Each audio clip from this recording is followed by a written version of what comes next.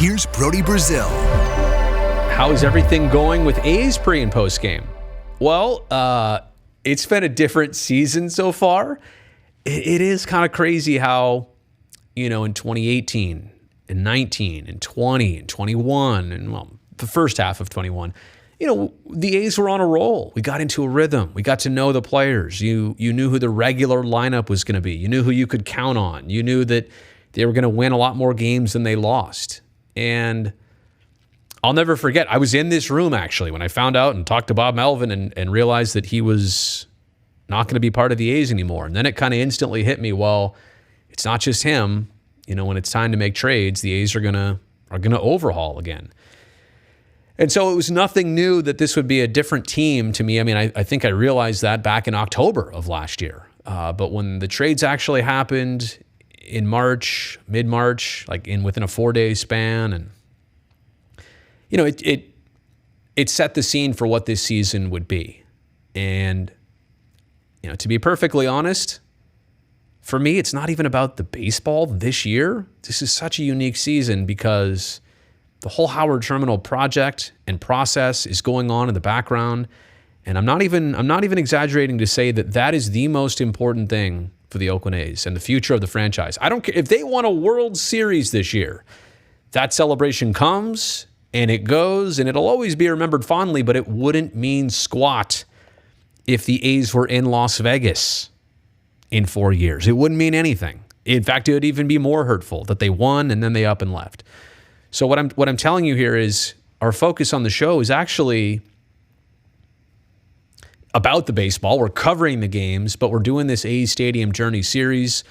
We just did a whole show with Mayor Libby Schaaf of Oakland the other day. We're going to have Dave Kaval on for an entire half hour next week, I want to say. And there are some other community members, city council members that we would like to discuss this project with on our show. So expect the push to really start to come strong about Howard Terminal. It's not to say that we're avoiding the baseball, but yeah, the baseball is rough. And I think at this point, a couple things I want to say about the season. Mark Kotze, given the circumstances, has done a tremendous job of holding things together, as much as he can, keeping a right attitude around there. It's not toxic at all. So that's a big one. And I would also say the other thing you hope for, down the stretch of this season is to figure out the players who are the next core group. The Jonah Brides, the Nick Allens, the Christian Paches. Now, they're all up right now, and we'll see how it goes for them, and we'll see what the season brings. But this is kind of how the second half of 2017 played out. A's had a really rough start, but the second half, a couple call-ups, this is the next generation, we got a taste of it.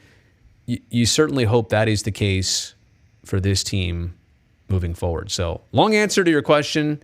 Things are okay. Winning makes it a lot easier. I'm telling you, from the last couple years, look, we've been through this cycle before. 12, 13, and 14. Well, actually, for me, 9, 10, and 11, really rough. 12, 13, 14, really special. 15, 16, 17, rough. 18, 19, 20, 21, special. 22, rough, but maybe special in a totally different sense of Howard Terminal. So we've rode these waves before. It's weird to go back to that, to that rough side again. And, it's not telling you, it's easy to cover a team like the Warriors when they win titles, or it was easy to cover the Giants when they were winning, World Series every other year, or the 49ers when they were making Super Bowl or, recently Super Bowl runs. But when you cover a winning team, it makes your job so much easier. I'll leave it with that.